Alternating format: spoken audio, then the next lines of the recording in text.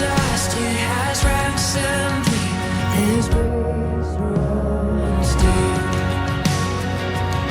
While I was a slave to sin. Seigneur, merci. Merci pour ce temps. Merci pour l'impact de ta parole. Essaie de nous amener encore plus loin que nous n'avons jamais été.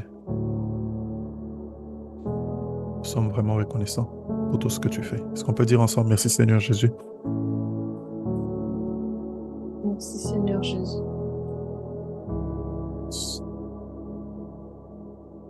Merci Jésus. Que le nom du Seigneur soit béni. Nous allons continuer notre étude biblique ce soir. Nous avons commencé une étude qui, personnellement, me fait beaucoup de bien. Nous parlons où le sujet, c'est Seigneur, illumine les yeux de mon cœur. Seigneur, illumine les yeux de mon cœur. Nous avons commencé à introduire ce message et nous en sommes arrivés au point où nous avons défini de quoi nous parlons lorsque nous parlons de vision. Nos textes de base sont donc le psaume 73 où Asaph est en train de parler de son expérience, mais aussi Marc chapitre 8 où on parle de cet aveugle que Jésus était en train de guérir. Il a prié une première fois, la maladie n'est pas partie ou pas complètement. Jésus lui demande, est-ce que tu vois? Il dit, je vois, mais je vois des hommes comme des arbres.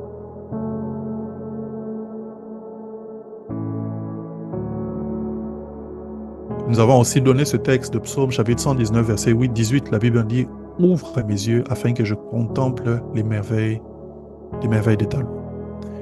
Et il y a donc une base biblique pour venir vers Dieu et lui demander de nous ouvrir les yeux et nous permettre de voir ce que l'on ne voyait pas avant. Il y a une base biblique parce que le psalmiste, quand il est en train de prier, il dit à Dieu, ouvre mes yeux afin que je voie les merveilles qu'il y a dans ta loi. Donc si toi, Dieu, tu n'ouvres pas mes yeux, je veux lire la loi, mais je ne verrai pas les merveilles de la loi. Parce qu'il y a derrière les lettres, derrière les pages, il y a un esprit, il y a une révélation, il y a une lumière. Et c'est ça que je veux voir. Et quand il prie, il dit, ouvre mes yeux afin que je contemple les merveilles de ta loi.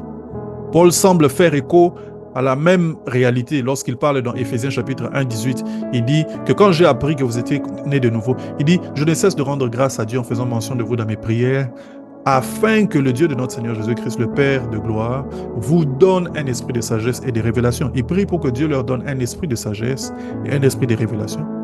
Et il dit, et qu'il illumine les yeux de votre cœur. Paul est en train de parler d'une réalité spirituelle.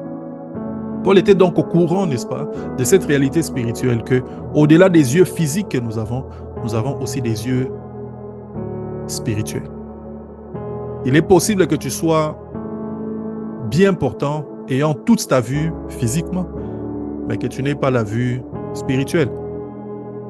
Et d'ailleurs, la plupart des gens dans le monde sont physiquement bien portants, ont leur vue, mais n'ont pas la vue spirituelle. Et quand Paul prie pour les Éphésiens, il leur dit, je prie qu'il illumine les yeux de votre cœur. Parce que ton cœur a des yeux. Lorsque la Bible parle de cœur ici, ça parle de l'être intérieur ou de ton esprit. Parce que ton cœur a des yeux. Et c'est important que ton cœur voie. Parce que si ton cœur ne voit pas, tu resteras dans le monde des apparences. Tu resteras dans le monde de la surface. Tu ne sauras jamais ce qui est caché derrière. Et quand Paul prie, il dit, afin que vous sachiez quelle est l'espérance qui s'attache à l'appel. Parce qu'il y a un appel, mais il y a une espérance qui est attachée à l'appel. Si tes yeux ne sont pas ouverts, tu connaîtras l'appel, mais tu ne connaîtras pas l'espérance qui est attachée à l'appel. Et il dit, afin que, n'est-ce pas, que vous sachiez quelle est la richesse de la gloire de son héritage. Si tes yeux ne sont pas ouverts, tu sauras qu'il y a un héritage, mais tu ne sauras pas quelle est la richesse de la gloire qui est attachée à l'héritage. Tu ne sauras pas que cet héritage est non seulement glorieux, mais c'est une gloire qui est riche. Et Paul prie pour qu'il ne voie pas seulement l'apparence, mais qu'il voie en profondeur. Il voie ce qui est caché derrière. Et la troisième chose pour laquelle Paul est en train de prier, n'est-ce pas, ou par rapport à l'illumination de leur cœur, il parle, il dit, n'est-ce pas, et que vous sachiez quelle est envers nous qui croyons l'infinie grandeur de sa puissance qui se manifeste avec efficacité par la vertu de sa force. En d'autres termes, vous avez déjà entendu parler de la puissance, mais j'aimerais que Dieu il illumine les yeux de votre cœur afin que vous sachiez que cette puissance, n'est-ce pas, est infinie en grandeur. Il dit que vous connaissez quelle est l'infinie grandeur de sa puissance. L'infinie grandeur de sa puissance. Combien d'entre nous sommes enfants de Dieu à l'Église, mais n'avons jamais réalisé à quel point la puissance que Dieu met en notre disposition est une puissance infinie en grandeur. Et quand Paul est en train de prier, il dit, il faut que les yeux de votre esprit s'ouvrent afin que vous sachiez que non seulement Dieu est puissant, mais que vous sachiez que sa puissance est infiniment grande. Il n'y a rien qu'il est incapable de faire. Et il dit que cette puissance, non seulement elle est infinie, mais sa manifestation est efficace. Et il donne un exemple. Il dit, cette même puissance, il l'a déployée lorsqu'il a ressuscité Christ d'entre les morts. Donc, quand Paul est en train de parler, il parle pour l'illumination, l'ouverture des yeux spirituels des Éphésiens. L'objectif, c'est que les Éphésiens doivent aller au-delà de l'apparence, au-delà de la barrière de leur sens, au-delà de la barrière, n'est-ce pas, de leur connaissance physique, au-delà de ce que tout le monde voit, mais qu'ils puissent voir encore plus loin, parce qu'il y a plus à ce que Dieu est en train de nous donner. Seigneur, illumine les yeux de notre cœur. La question que je nous pose tout ce temps pendant que nous sommes en train de faire cette étude, c'est combien ne serions-nous pas à l'aise dans la vie si nous savions ce qui est caché derrière la porte de nos choix? Combien ne serions-nous pas à l'aise si nous savions ce qui est caché derrière, n'est-ce pas, le chemin que nous sommes en train d'emprunter? Combien ne serions-nous pas à l'aise? Ça veut dire qu'il illumine les yeux de votre cœur afin que vous sachiez. C'est intéressant que Paul ne dit pas il illumine les yeux de votre cœur afin que vous voyez, non. Il dit afin que vous sachiez. C'est-à-dire que vous acquérez une connaissance. Cette illumination ne vient pas comme les yeux que tu vois, non, non. Quand ces yeux sont ouverts, c'est comme s'il y a une lumière qui entre ou des connaissances qui commencent à pénétrer ton cœur. Et tu commences à comprendre et à voir des choses mieux que tu ne pouvais voir avant, afin que vous sachiez. Vous savez, il y a plusieurs types de connaissances, n'est-ce pas? Il y a la connaissance qui est intellectuelle, mais aussi il y a une connaissance, n'est-ce pas, qui est élevée ou spirituelle. Il y a un certain type de connaissance, n'est-ce pas, qui est expérimentale, ou une connaissance qui est innée. Mais il y a une connaissance qui vient par la révélation, le dévoilement. Tu vivais d'une certaine façon et tout d'un coup, il y a un voile qui est sorti. La même chose que tu voyais, tu commences à la voir différemment. Pourquoi? Parce que tes yeux ont été ouverts. Et c'est ce que Paul est en train de dire, qu'il illumine les yeux de votre cœur afin que vous sachiez. Afin que vous sachiez. Tout d'un coup, tu sais, ce chemin était le chemin de Dieu. Tout d'un coup, tu sais, Dieu est avec moi. Je ne crains aucun mal. Tout d'un coup, tu sais, voici ma destinée. Voici là où je dois aller. Tout d'un coup. Parce que tes yeux ont été ouverts. Dans Apocalypse chapitre 3, 18, la Bible est en train de dire « Viens acheter chez moi un collier pour oindre tes yeux, afin que tu voies. » Viens acheter afin que acheter un collier pour oindre tes yeux, afin que tu voies. L'objectif de Dieu pendant toutes ces sessions d'études bibliques, c'est de nous faire passer par la thérapie de cet aveugle qu'il a touché une première fois. L'aveugle dit « Je vois, mais je vois comme des arbres. » Et il le touche une seconde fois. Et cette fois-là, l'aveugle voit clairement. C'est cette thérapie par laquelle nous serons en train de passer pour que Dieu enlève le voile qui est devant nos yeux. Pour que nous voyons mieux, n'est-ce pas? Et que nous voyons au-delà de ce qui apparaît. Nous voyons au-delà de ce qui apparaît. Nous avons défini la vision dans ce contexte comme étant, n'est-ce pas, la capacité de percevoir dans le spirituel. La vision dans ce contexte, c'est la capacité de percevoir dans le spirituel, de voir ce que Dieu est en train de nous montrer. Tu vois les choses que Dieu te montre. Parce qu'il est possible de regarder, mais de ne pas voir ce que Dieu te montre. Vous verrez cela dans la Bible plus tard. C'est la capacité de discerner les choses, de faire la distinction entre les choses, d'acquérir des informations du monde spirituel par le Saint-Esprit. Tu acquiers des informations qui sont dans le monde spirituel par le Saint-Esprit. C'est la voix, c'est cela la vision dans ce contexte. Cette vision, c'est une perception claire des choses au-delà des apparences. Une perception claire des choses au-delà des apparences. Dans le texte, dans Ézéchiel chapitre 8, je pense, le prophète est en train de voir la vision de la gloire de Dieu qui est en train de s'éloigner du temple. Je vais peut-être même lire ce texte. Ézéchiel chapitre 8. Il voit la gloire de Dieu qui est en train de s'éloigner du temple. Et pendant qu'il est en train de voir cette gloire, Dieu lui montre beaucoup de choses. Entre autres, il est en train de voir, n'est-ce pas, les abominations que les anciens d'Israël et les femmes qui vont dans le temple sont en train de faire. En d'autres termes, Dieu est en train de lui montrer les activités occultes des enfants d'Israël. N'est-ce pas, des personnes qui viennent et qui se présentent comme pieux, mais qui ont des activités cachées, de surcroît dans le temple. Alors Dieu est en train de le montrer à son prophète. Et dans Ézéchiel chapitre 8, le verset 7 et 8, la Bible dit ceci. Alors il me conduisit à l'entrée du parvis.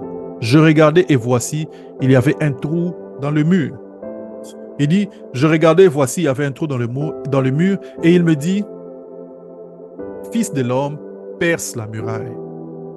La Bible dit, je perçais la muraille et voici, il y avait une porte. Il me dit, entre et vois les méchantes abominations qu'ils commettent ici. J'entrais, je regardais et voici, il y avait toutes sortes de figures, des reptiles, des bêtes abominables, et toutes les idoles de la maison d'Israël peintes sur les murs tout autour. 70 hommes, des anciens de la maison d'Israël, au milieu desquels était Jaazania, fils de Shaphan, se tint devant ces idoles, chacun l'encensoir à la main, et ils élevaient une épaisse nuée d'encens. Il me dit, Fils de l'homme, vois-tu ce que font dans les ténèbres les anciens de la maison d'Israël, chacun dans sa chambre, pleine de figures, car ils disent, l'Éternel ne nous voit pas, l'Éternel a abandonné le pays. Le prophète qui a un esprit réveillé, un esprit perçant, arrive à voir, par la conduite du Saint-Esprit, arrive à voir ce que ces gens sont en train de faire dans leur chambre. Et Dieu le montre. Ce qui est intéressant, c'est que lorsque vous lisez le premier verset du chapitre 8, la Bible dit, la 70e année, le 5e jour du 7e mois, comme j'étais assis dans ma maison et que les anciens de Juda étaient assis devant moi. Ce qui est en train de se passer, ça se passe au moment où les anciens sont venus devant lui. Alors Dieu l'amène et commence à voir ce que ces mêmes personnes sont en train de faire dans leur propre chambre.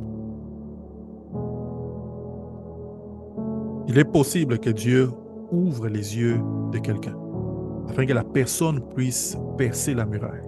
Tu sors du monde des apparences. Tu sors du monde des apparences. N'est-ce pas? Tu sors du monde des apparences.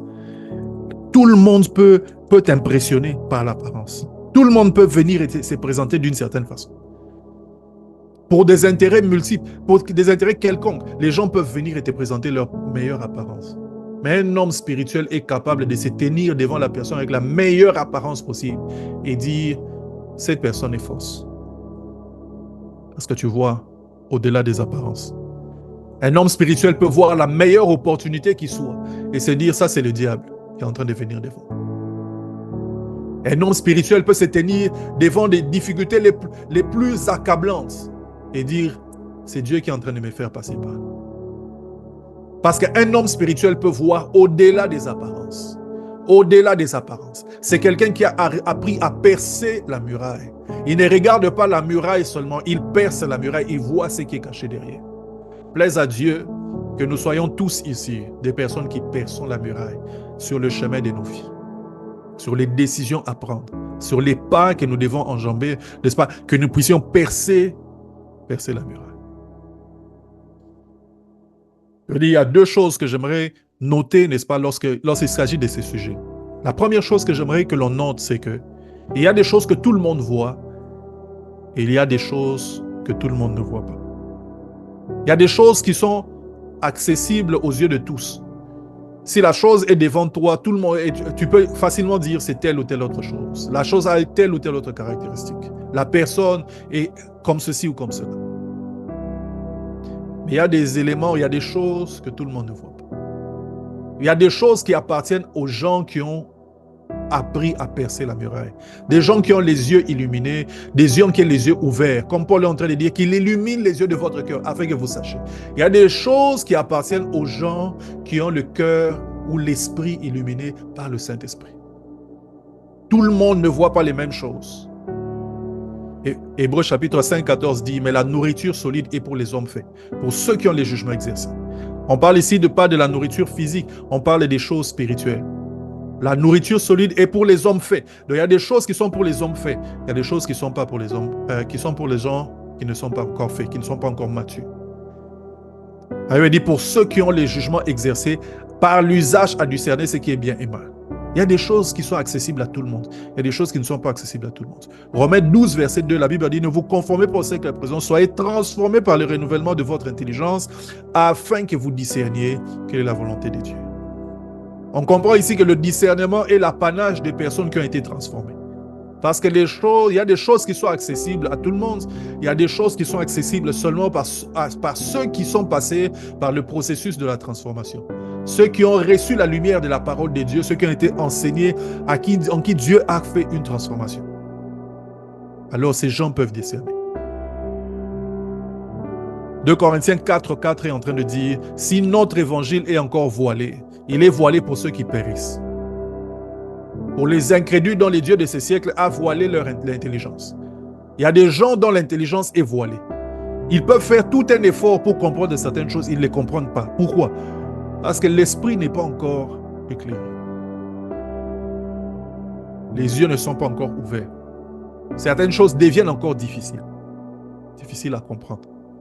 Difficiles à saisir. Je suivais une émission il n'y a pas longtemps, un homme de Dieu qui était en train de parler de quelque chose qu'il a vécu aux États-Unis.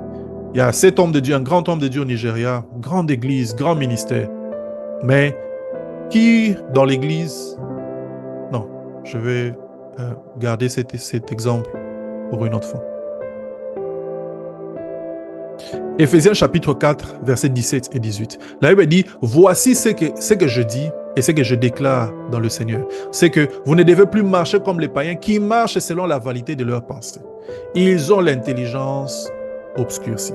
Il y a des gens qui ont l'intelligence obscurcie, c'est-à-dire qu'ils essayent de comprendre les choses que vous dites, ils essayent de comprendre la parole de Dieu, mais ça ne passe pas.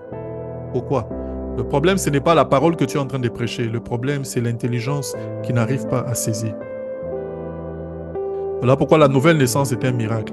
Si un jour, tu as accepté la parole de Dieu, si un jour tu as entendu l'évangile et que tu t'es rendu compte que tu étais pécheur, pécheresse, que tu t'es rendu compte que le salut se trouve en Christ et que tu as pu prendre la décision osée, n'est-ce pas, de rejeter tout ce qui est dans le monde pour aller dans cette grande aventure, n'est-ce pas, de la nouvelle naissance et de la marche, n'est-ce pas, en Christ. Alors c'est une grâce. Pourquoi? Parce que arriver à ce niveau où l'esprit est illuminé pour que tu voies la beauté de l'évangile, c'est une faveur. Tout le monde ne voit pas cela. Il y a des gens qui ont l'intelligence obscurcie. La nouvelle naissance est un miracle. C'est la puissance de Dieu qui se manifeste dans la vie d'une personne. Là où toi, tu n'as pas de problème à comprendre qu'il y a un Dieu, qu'il y a le surnaturel, qu'il y a un Dieu qui existe. Tu n'as pas de mal à comprendre cela. Tu vois, amène certains scientifiques dans ce monde. Ils seront en train de vous dire que ce sont des balivers. C'est n'importe quoi. Pourquoi? Parce que malgré leur intelligence, ils voient ce que tout le monde voit. Et ils ont l'intelligence obscurcie. Il y a des choses que tout le monde voit, il y a des choses que tout le monde ne voit pas. Et j'aimerais ici dire que la qualité de ta vie dépend de ta vision. Ta vision comme but, mais ta vision comme aussi perception du chemin. Ta vision comme but, c'est ton idéal, n'est-ce pas? C'est ton but ultime que tu es en train de poursuivre. Mais c'est aussi important non seulement de voir cette vision-là, mais de voir aussi tous les jours le pas que tu dois faire pour arriver à ce but ultime. Le chemin que tu dois emprunter, les connexions que tu dois avoir, les décisions à prendre, n'est-ce pas? Les endroits où tu dois être. C'est important. Et cela, n'est-ce pas, est fonction de la clarté dans laquelle tu es en train de marcher. Cela dépend, n'est-ce pas, du fait que tes yeux sont illuminés ou non. Dans la Bible, il y a des exemples des gens, n'est-ce pas, qui ont vécu ces expériences, n'est-ce pas? Une des expériences, c'est Agar, la mère d'Ismaël. Dans Genèse chapitre 21, verset 19, la Bible dit « Et Dieu lui ouvrit les yeux, et elle vit un puits d'eau. Elle alla remplir d'eau l'outre et donna à boire à l'enfant. » L'histoire de Agar, c'est que Agar a été renvoyée avec son enfant par Abraham parce qu'elle était devenue impolie à l'égard de Sarah. Et Sarah n'acceptait plus. On a dû la renvoyer. En allant, on lui a donné une outre d'eau. Cette outre est vite finie. Et elle s'attendait à la mort. Elle a laissé son fils, n'est-ce pas? Mais un ange de Dieu a apparu, il a dit que Dieu a entendu les cris de l'enfant. Et au moment où l'ange est en train de lui parler, la Bible dit au verset 19 que Dieu lui a ouvert les yeux. Dieu lui a ouvert les yeux et elle a vu le puits. La question c'est, est-ce que le puits a apparu ou il était déjà là? Le problème, ce n'était pas le puits. Le puits était toujours là. Le problème, c'était elle qui n'avait pas la vision pour voir le puits. De la même manière, à plusieurs degrés, nous sommes autour des solutions dont nous avons besoin. Nous sommes autour des choses qui vont nous amener dans notre destinée. De plusieurs manières, nous sommes en connexion avec les personnes qui doivent nous amener, n'est-ce pas, dans la destinée, n'est-ce pas? Mais le problème, c'est que Dieu doit nous ouvrir les yeux afin que l'on voie que le puits est là. Le puits était déjà là. Le problème, c'est que ses yeux étaient fermés. Des fois, nous demandons à Dieu, Seigneur, donne le puits. Le puits est là. Le problème, c'est que nos yeux sont fermés. Non, la prière doit changer. Seigneur, ouvre nos yeux afin que nous voyions le puits. Ouvre nos yeux afin que nous voyions le chemin à emprunter. Ouvre nos yeux afin que nous sachions, n'est-ce pas, quelle séparation, n'est-ce pas, laisser arriver dans nos vies. La Bible dit que Dieu a ouvert les yeux d'Agar.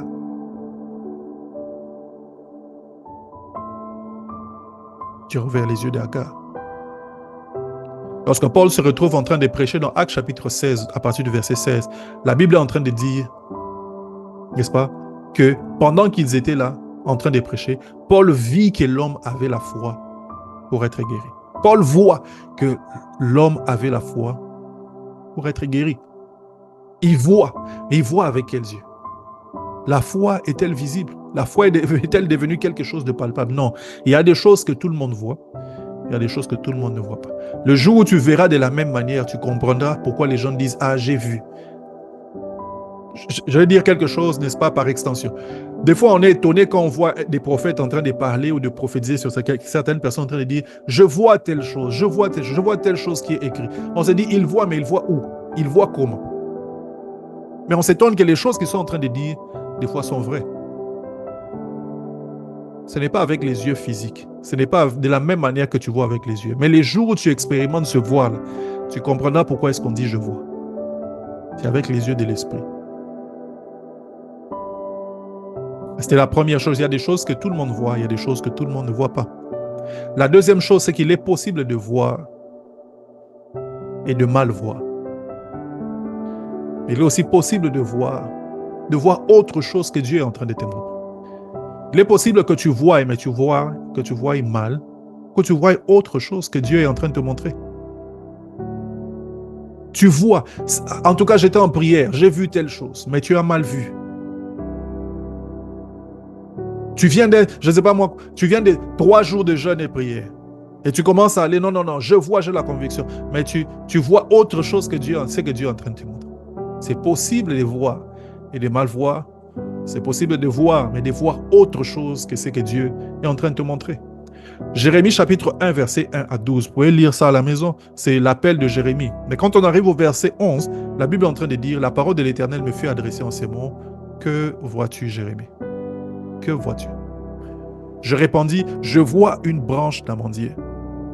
Et l'Éternel me dit, tu as bien vu. Est-ce que Dieu avait besoin de dire à Jérémie qu'il avait bien vu? Non.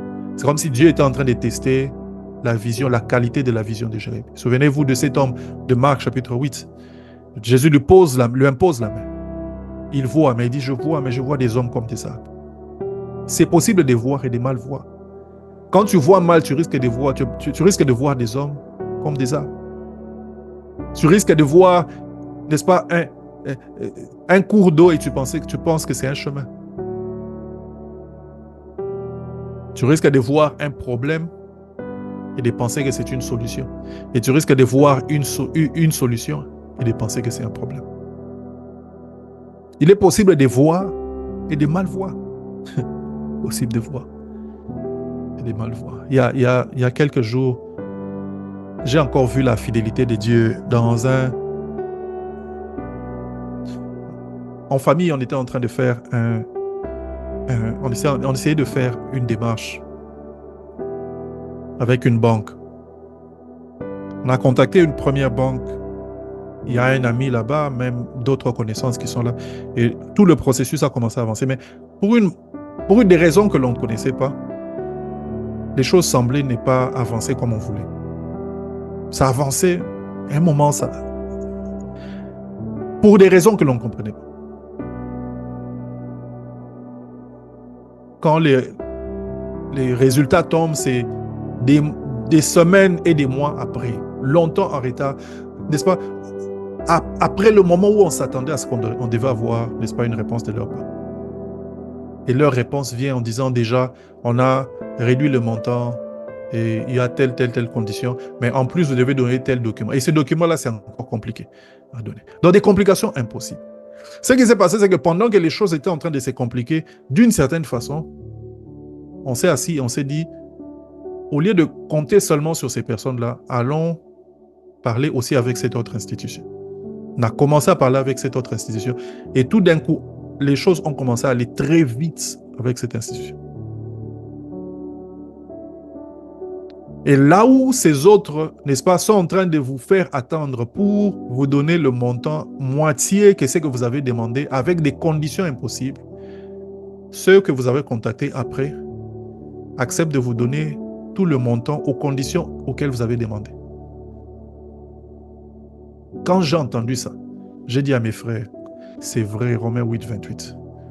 L'Esprit fait concourir toutes choses pour le bien de ceux qui aiment Dieu. Dieu fait vraiment concourir les choses pour le bien de ceux qui aiment Dieu.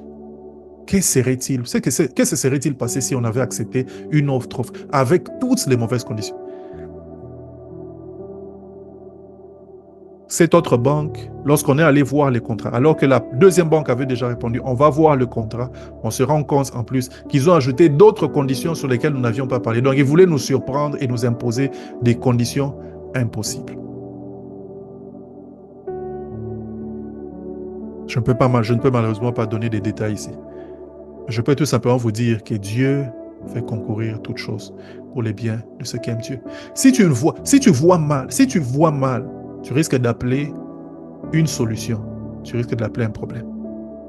Le retard de cette banque était une solution. Ce n'était pas un problème. Le retard de ces personnes qui ne voulaient pas donner des documents, qui ne voulaient pas traiter des dossiers, ce n'était pas un problème. Pour nous, c'était un problème. Au moment où c'était un problème. Mais pour Dieu, c'était une solution. Pour Dieu, c'était une solution. Dieu dit, que vois-tu, Jérémie? Dieu te demande ou te pose la question ce soir, que vois-tu? Que vois-tu, Christiane? Que vois-tu, Benita? Que vois-tu, Laure? Que vois-tu, Sylvie? Que vois-tu, mon frère? Que vois-tu, ma soeur? Peux-tu donner une réponse et Dieu te dire, tu as bien vu? Ou est-ce que ta réponse sera déjà à ton propre niveau une réponse sans conviction? Dans Psaume chapitre 73, Asaph est en train de vivre deux réalités. Une réalité physique qui est en face de lui. C'est une réalité où il a l'impression que les enfants de l'ennemi sont en train de prospérer. Cette réalité est en train de le subjuguer. Il commence à tomber dans une forme de dépression. Asaph se dit, tout réussit à ceux qui ne te servent pas. Ils ne sont jamais malheureux. Ils ont de l'embonpoint. Tout leur réussit. Asaph était dans une forme de dépression. La dépression, ça n'a pas commencé aujourd'hui.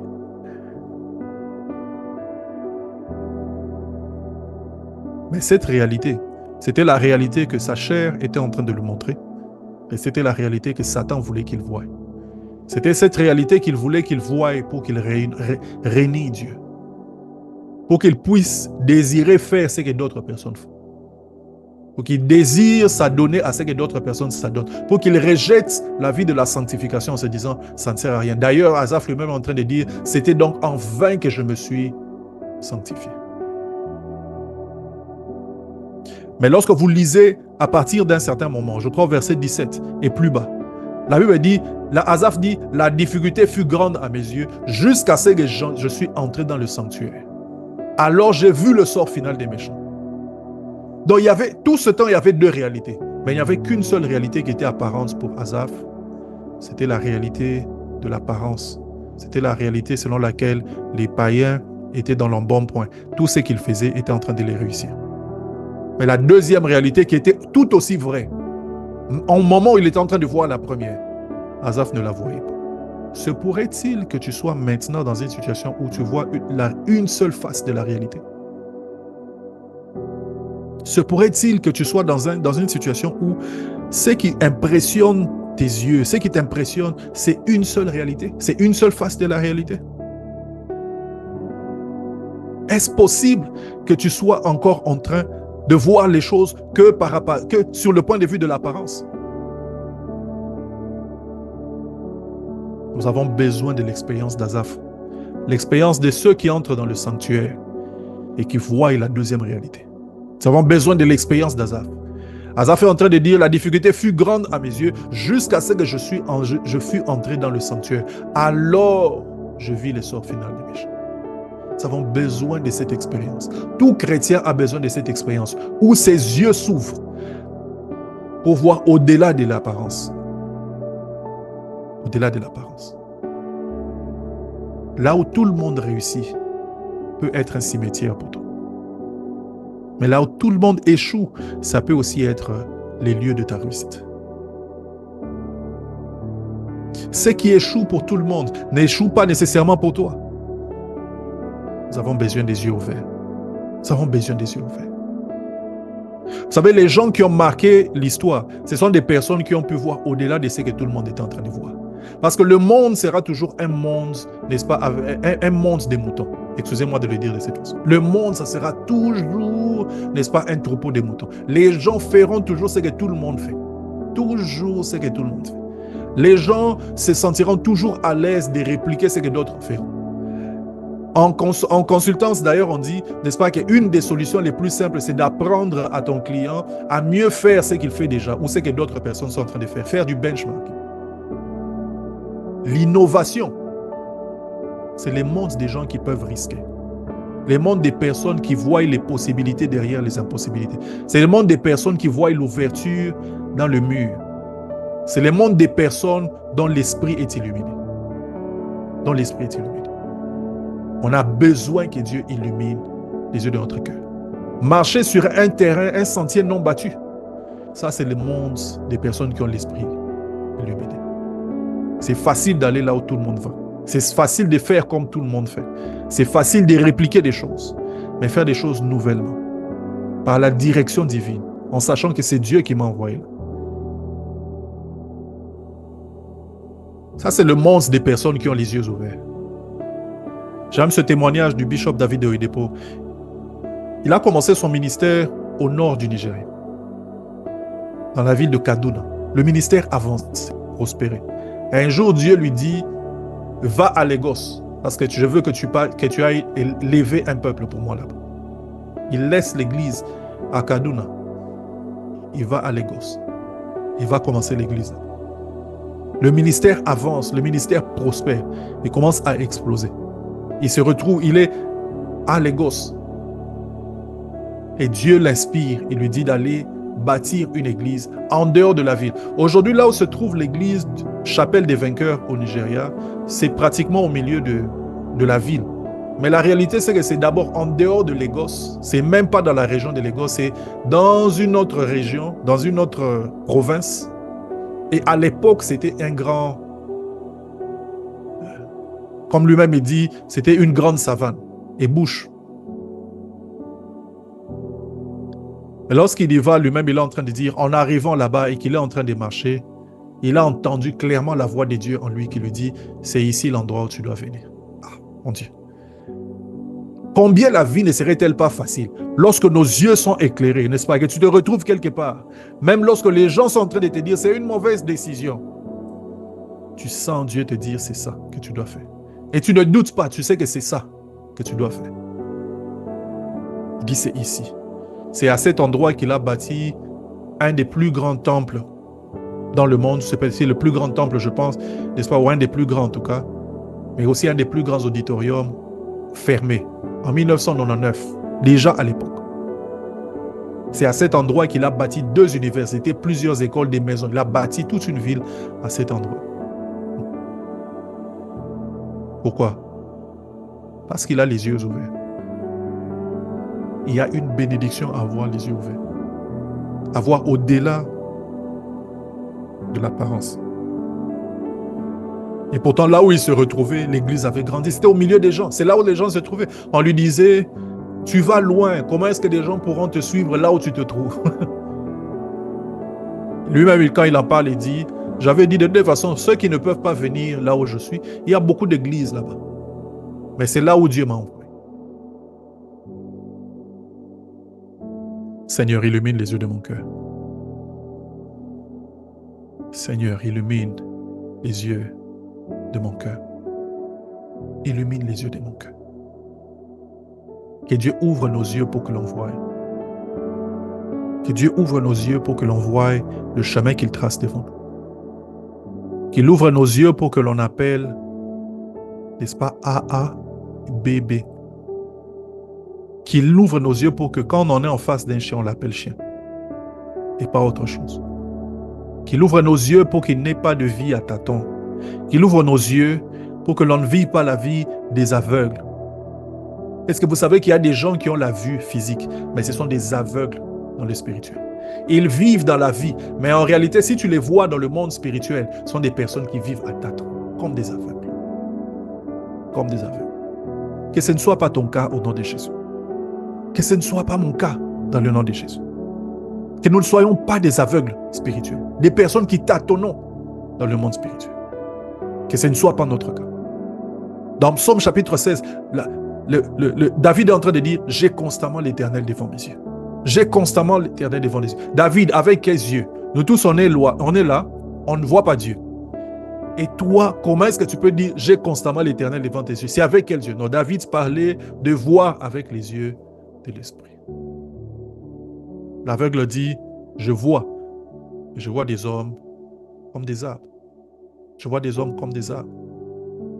Un des aspects importants du ministère de Paul, c'était d'ouvrir les yeux spirituels. On peut le voir quand Paul est en train de parler de son appel dans Actes chapitre 26, verset 18. Il dit, je t'ai choisi. Il parle de l'appel, n'est-ce pas? Comment Dieu est en train de lui parler. Il dit, je t'ai choisi du milieu de ce peuple et du milieu des païens, vers qui je t'envoie. Remarquez verset 18, afin que tu leur ouvres les yeux. Afin que tu leur ouvres les yeux. Donc, quand Dieu appelle Paul, une des choses qu'il lui donne comme tâche à faire, c'est que tu vas là-bas pour ouvrir les yeux aux gens. Quand il parle d'ouvrir les yeux, ça veut dire que les personnes que Paul était sur le point de rencontrer sont des aveugles, sont des gens qui ne savent pas où ils sont, ils ne savent pas ce qui se passe autour d'eux, ils ne savent pas qu'est-ce qui est en train de venir contre eux, ils ne voient rien du tout, ils vivent à tâtons, dépendants, et qui les prend par la main, ils ne savent pas. Et Paul est en train de dire, n'est-ce pas, quand Jésus l'a appelé, Jésus est en train de dire à Paul, afin que tu leur ouvres les yeux. Et aujourd'hui encore dans l'Église, un des aspects importants du ministère de la parole, c'est que les yeux des enfants de Dieu soient ouverts. C'est que les yeux des enfants de Dieu soient ouverts. Tu ne le sais peut-être pas. Les pasteurs ne nous le disent peut-être pas. On ne le dit peut-être pas comme je suis en train de vous le dire maintenant. Mais un des buts de la parole de Dieu, c'est venir t'éclairer. Un des buts de la parole de Dieu, c'est venir te donner la lumière. Te permettre de voir dans les spirituels, te permettre d'être une personne, n'est-ce pas, avec un esprit éclairé, une personne qui comprend les choses, une personne qui discerne les choses. Voilà pourquoi dans le tabernacle, il y avait le chandelier à 7 branches. Il y avait le chandelier à 7 branches, parce que celui qui entrait dans le tabernacle devait recevoir la lumière du chandelier. Il devait voir. Il devait réaliser l'endroit où il se trouvait. Il devait réaliser qu'autour de lui, il y a de l'or. Il devait réaliser qu'autour de lui, il y a des tapis, n'est-ce pas, avec des couleurs, n'est-ce pas, des couleurs bleues, des couleurs rouges. Il devait réaliser toutes ces choses. Il devait réaliser la beauté, n'est-ce pas, de l'autel des parfums. Il devait réaliser la table des pains de proposition et la parole de Dieu, n'est-ce pas, qui est symbolisée par les pains de proposition. Il devait voir cela. Voilà pourquoi il y avait dans le tabernacle le chandelier à cette branche, pour que les yeux soient ouverts. Et aujourd'hui encore, que Dieu ouvre nos yeux. Cet aspect du ministère de Paul doit de nouveau se manifester. Et quand il prie pour les Éphésiens, la direction de sa prière, entre autres choses, c'était que Dieu leur ouvre les yeux. Que Dieu leur ouvre les yeux. Paul était en train d'agir selon le mandat qu'il avait eu. Et quand il priait pour que les Éphésiens soient des gens qui ont des yeux ouverts. Ces gens étaient des gens spirituels. Hein? C'est des personnes qui avaient une vue perçante, n'est-ce pas, qui avaient un esprit ouvert, des esprits, n'est-ce pas, qui étaient transformés, des esprits qui étaient en connexion avec le Saint-Esprit. Il dit qu'il illumine les yeux de votre cœur, afin que l'on voie. Dans Éphésiens, on constate que le cœur a des yeux, les esprits ont des yeux. Et ces yeux peuvent voir, mais ces yeux peuvent aussi ne pas voir, quoi qu'étant enfant de Dieu. Quand Paul est en train de parler ou prier dans Éphésiens, il prie pour que les yeux s'ouvrent, mais il prie pour des enfants de Dieu, des gens qui sont convertis. Alors s'il prie pour que des yeux s'ouvrent, ça veut dire que des yeux peuvent être fermés quoi qu'étant enfant de Dieu. Nous avons tous les yeux du cœur, nous avons tous des yeux de l'esprit. Nous n'avons pas tous les yeux de l'esprit qui sont ouverts. Ne voyons pas tous avec les yeux de l'esprit. Ne comprenons pas toujours ce qui se passe autour de nous. Nous lisons les Écritures, nous ne voyons pas tous les merveilles de la loi de Dieu. Nous entendons des prédications, mais nous n'entendons pas tous, ou nous ne percevons pas tous, n'est-ce pas, la voix de Dieu. Vous savez que la voix de Dieu, dans le spirituel, c'est quelque chose qu'on voit. Est-ce que vous saviez ça? Dans le spirituel, quand Dieu parle et toi tu vois. C'est pour cela que dans Genèse chapitre 1, c'est en parlant que Dieu a fait apparaître des choses. Donc quand Dieu parlait, des choses apparaissent. De la même manière, dans le spirituel, quand Dieu parle, l'esprit de l'homme voit. Parce que la parole de Dieu est lumière. La parole de Dieu vient comme une lumière. Quand Dieu te parle, c'est comme une lumière qui jaillit dans ton esprit. Et tu peux voir des choses que tu ne voyais pas. C'est comme ça qu'Habakkuk est en train de dire, dans Habakkuk 2, il dit, je me tenais à mon poste pour voir ce que Dieu me dirait. Est-ce qu'on peut conjuguer les verbes voir et le verbe dire? Il dit, pour voir, pas entendre, pour voir ce que l'Éternel me dirait. Parce que dans le spirituel, quand Dieu parle, l'enfant de Dieu voit. Et tu as des yeux spirituels, mais il est possible que tu aies des yeux spirituels, mais que tu ne voies pas. C'est la raison pour laquelle Dieu prie. C'est la raison pour laquelle, qu'est-ce que je dis? La raison pour laquelle Paul est en train de prier. C'est la raison pour laquelle Paul est en train de prier au début de la foi des Éphésiens. Il prie ainsi parce qu'au début de ta foi, il faut que tes yeux s'ouvrent. Paul prie au début de la foi des Éphésiens. Pourquoi? Parce que Paul sait que le chemin de la marche avec Dieu n'est pas facile. Est-ce que vous savez que la marche avec Dieu n'est pas facile? Paul prie au début de la marche des Éphésiens parce que la marche avec Dieu n'est pas une marche facile. Pour tenir dans cette marche, on a besoin des yeux ouverts. Je vous dis la vérité. Avoir les yeux ouverts dans la marche avec Dieu, ça aide. Remarquez l'histoire d'Azaph. Azaph a failli perdre la foi. Pourquoi? Pas parce qu'on l'avait martyrisé, pas parce qu'on l'avait tapé. Non, parce qu'il ne voyait pas. Quand tu peux voir combien les gens sont malheureux malgré les rires, n'est-ce pas, et les semblants de joie qu'ils ont, pendant qu'ils s'adonnent au sexe, pendant qu'ils s'adonnent à la drogue et à la boisson, à l'alcool et à toute forme, n'est-ce pas, d'excès. Si c'est ce que tu vois, tu seras malheureux. Mais quand tu peux voir au-delà de cela, alors tu es dans le calme. Tu n'es même pas tenté. Pourquoi? Parce que tes yeux sont ouverts. La marche de la foi n'est pas une marche facile. Voilà pourquoi tu as besoin des yeux ouverts. Dans Jean chapitre 16, verset 33, la Bible dit, « Je vous ai dit ces choses afin que vous ayez la paix en moi. Vous aurez des tribulations dans le monde, mais prenez courage, j'ai vaincu le monde. » La marche chrétienne n'est pas facile. La marche chrétienne n'est pas facile. Il est vrai que la victoire nous appartient. Il est vrai que Christ est allé à la croix pour nous la donner. Il est vrai qu'à la fin, nous sommes victorieux. Mais il est possible que tu passes par des tribulations. Parce que c'est une des promesses de Christ. Et quand tu seras dans des tribulations, ce qui t'amènera à tenir, c'est ce que tu auras vu. Oh mon Dieu. Quand tu seras dans des tribulations, ce qui t'amènera à tenir, c'est ce que tu auras vu. Si tu as vu quelque chose, tu tiendras. Souvenez-vous de l'aveugle de Jean chapitre 9. On lui dit, rends grâce à Dieu. Cet homme était un pécheur. Il dit, si je suis pécheur, s'il est pécheur, je ne sais pas. Moi, ce que je sais, c'est que j'étais aveugle. Maintenant, je vois.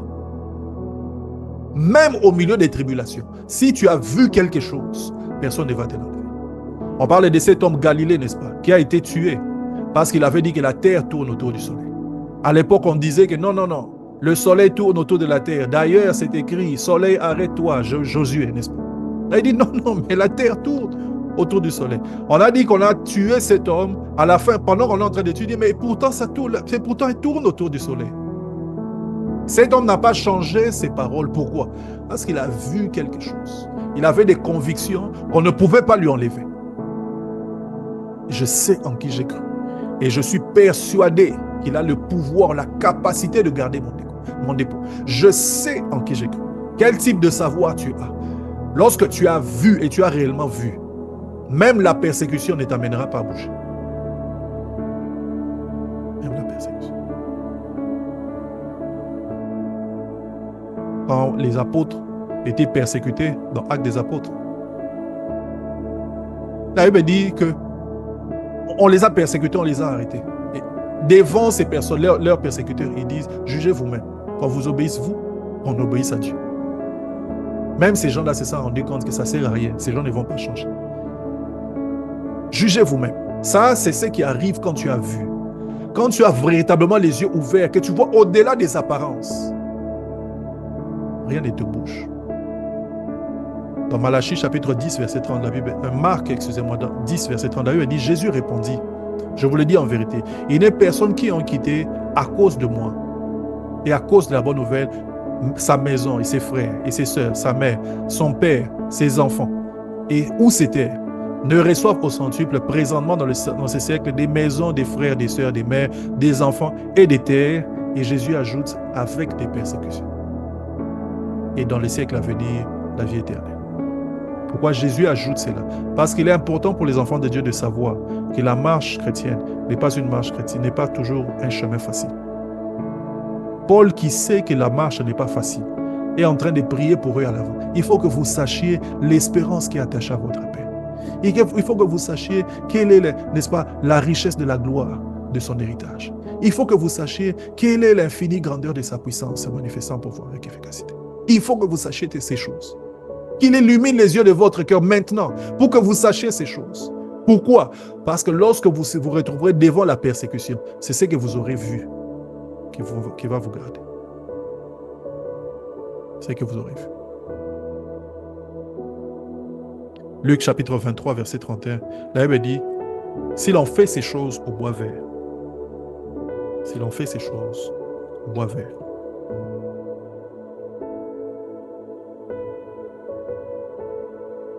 si l'on fait ces choses au bois vert,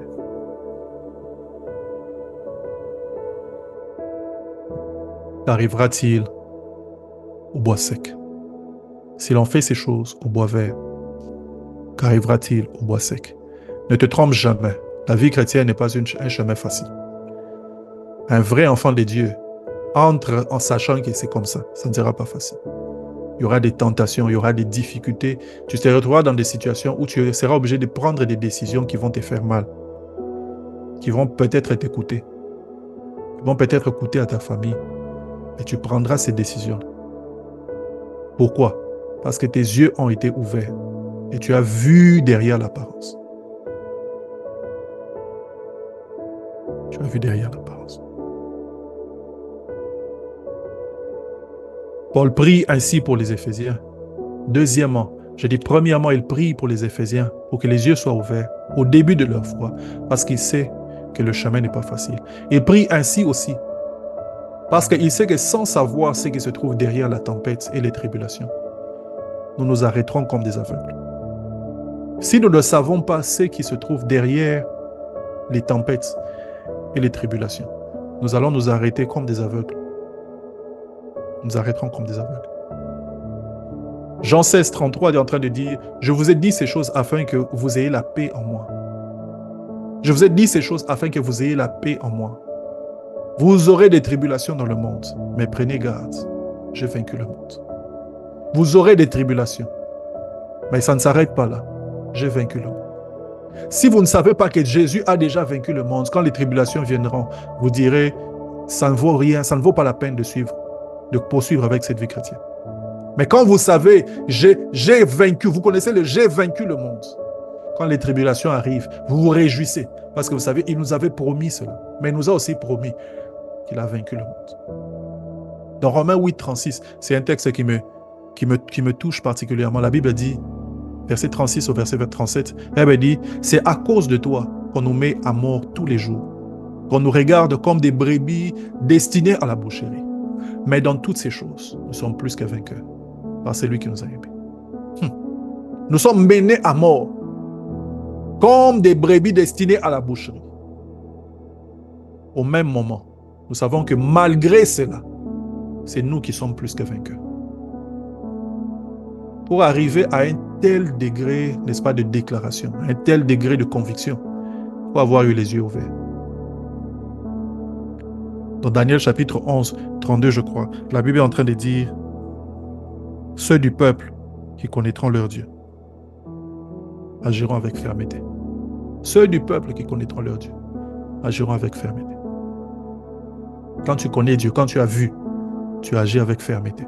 Dans Proverbe 3, 5, la Bible est en train de dire « Confie-toi en l'Éternel de tout ton cœur et ne t'appuie pas sur ta propre sagesse. » Dans la version anglaise, est en train de dire « Lean not on your own understanding. » Ne t'appuie pas sur ta propre façon de comprendre les choses.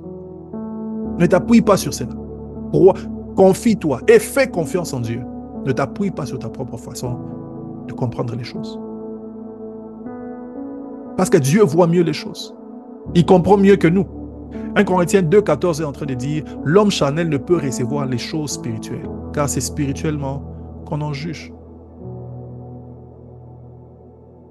Si Israël marchait dans le désert, si lorsque Israël marchait dans le désert, tout ce qu'il voyait, c'était ce désert, c'était les difficultés, ils allaient s'arrêter là. Si tout ce qu'Israël voyait, pendant qu'il marchait dans les déserts, ils allaient s'arrêter quelque part. Mais au-delà de cela, Israël pouvait voir la colonne de feu et la colonne de nuée. Le fait de voir la colonne de feu et la colonne de nuée faisait oublier qu'on était dans un désert. Parce qu'on voyait les choses spirituelles, n'est-ce pas, des choses surnaturelles autour d'eux. Eh bien, mon bien-aimé, ma bien-aimée, que Dieu ouvre tes yeux, que dans le désert de ta vie par lequel tu es en train de passer, qu'il te permette de voir la colonne de feu qui est devant toi. Qui te permette de voir la colonne de feu qui est en train de marcher devant toi. Les choses peuvent être difficiles, les choses peuvent être compliquées, mais si et seulement si je vois la colonne de feu, je sais que je ne mourrai pas de faim. À un moment ou à un autre, la manne tombera. À un moment ou à un autre, les cailles viendront. À un moment ou à un autre, même les rochers vont faire sortir de l'eau. Si Israël ne voyait que le désert, Israël se serait rentré. Mais parce qu'Israël pouvait voir la colonne de feu, Israël savait qu'à tout moment, quelque chose de surnaturel peut se passer. Je n'ai pas de raison de rentrer. Israël voyait cela. La colonne de feu est encore là aujourd'hui. Dans 2 Rois chapitre 6, versets 13 à 16, on parle du jeune homme Géasi, qui était le serviteur d'Élisée. À un moment, n'est-ce pas, du ministère d'Élisée, il y a un peuple qui s'est levé pour venir à Dothan, là où se trouvait Élisée, pour mettre la main sur lui. La raison, c'était que Élisée était le genre de prophètes qui pouvaient voir et entendre ce qui s'est passé en secret, là où ils étaient en train de monter leur stratégie. Et ça a échoué toujours. Et quelqu'un a dit, il n'y a pas d'espion. Ils disent au roi, n'est-ce pas, de ce peuple, il dit, il n'y a pas d'espion au milieu de nous. Seulement en Israël, il y a un prophète. Quelqu'un qui peut entendre tout ce que toi, tu es en train de te dire, de dire dans ta chambre à coucher. Alors, il décide d'aller toucher Élisée. Je vais ici ouvrir une parenthèse que j'ai entendue de mon père spirituel et qui n'est jamais sorti de mon esprit. Ce que tu ne sais pas, c'est qu'il y a des combats qui arrivent dans ta famille. Des fois, c'est à cause de toi. Dothan n'était pas la cible de ce peuple. Dothan n'avait rien du tout. Mais dans Dothan, il y avait un prophète. Et on a attaqué Dothan à cause du prophète qu'il y avait à Dothan. Il y a des fois des situations, des agissements qui se passent dans une famille, dans un environnement dans lequel se trouve. Ce n'est pas parce que cet environnement-là est quelque chose, ou la famille a... Non, non, non. Des fois, c'est juste à cause de toi. Le problème, c'est qu'on essaye de te faire sortir parce que toi, tu es la cible, tu es la personne que l'on ne veut pas. On ne veut pas laisser.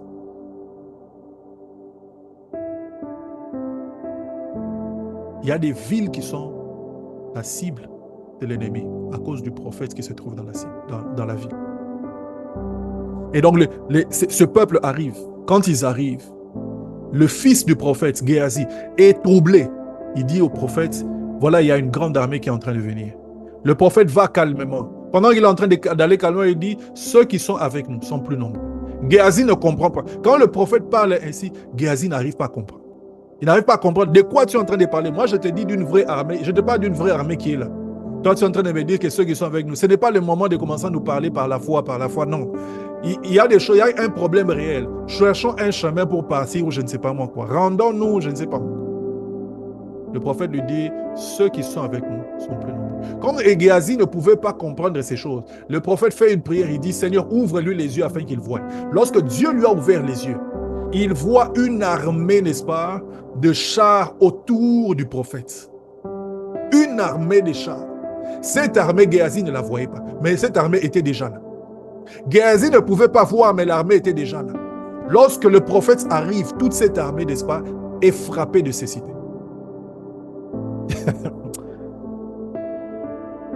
Parce qu'il y a une réalité derrière la réalité que tu es en train de voir.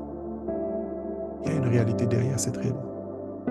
Et ma prière, c'est que Dieu nous ouvre les yeux. Ma prière, c'est que Dieu nous ouvre les yeux. Quand David se trouve devant Goliath, tout le monde est en train de voir la taille de Goliath. Un homme de Dieu a dit, n'est-ce pas, alors que tout le monde est en train de dire, il est trop grand pour que l'on le batte. David était en train de dire, il est trop grand pour que je le rate.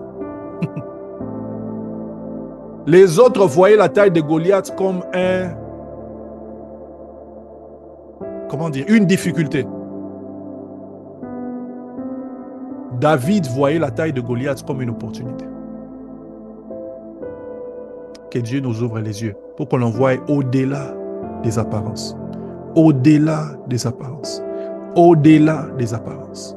Au-delà des apparences. Au-delà des apparences. Goliath était grand pour tout le monde. Tout le monde s'est arrêté à ce qu'ils étaient en train de voir physiquement. Alors que tout le monde regardait au physique, quand David s'est approché devant Goliath, il a dit, « Tu viens avec moi avec l'armure et le bouclier. Moi, je viens au nom de l'Éternel des armées. » Quand tout le monde était en train de voir la taille de Goliath, David était en train de voir la taille de Dieu. Quand tout le monde était en train de voir l'armure de Goliath, David était en train de voir la puissance de Dieu. Quand tout le monde était en train de voir, n'est-ce pas, entendre les menaces et les injures, n'est-ce pas, et les malédictions, n'est-ce pas, que Goliath était en train de proférer. David était en train d'entendre la voix de Dieu qui donne la victoire. C'est pour ça que Paul est en train de prier. C'est pour ça que Paul prie. Quand il prie, il dit que le Dieu de paix illumine les yeux de votre cœur. C'est parce que Paul sait qu'on aura des difficultés. Paul sait que l'on rencontrera des Goliaths. Paul sait que l'on sera un jour Élisée à Dothan avec une armée qui est en train de venir vers nous. Est-ce qu'on va paniquer comme Géasi ou est-ce que l'on va voir l'armée des chars de feu autour de nous? Paul sait que l'on sera dans des situations telles que si tout ce qu'on voit, c'est ce que tout le monde est en train de voir, on tombera comme tout le monde.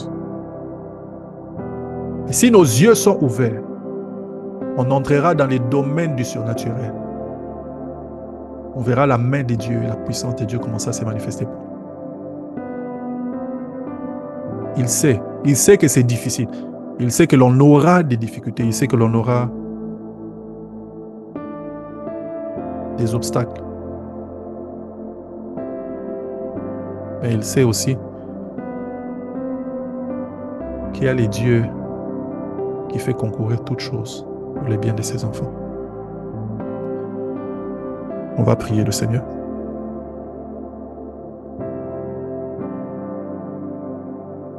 On va dire à Dieu, Seigneur, visite-nous. On va dire à Dieu, Seigneur, ouvre nos yeux. On va dire à Dieu, Seigneur, que nos vies soient affectées.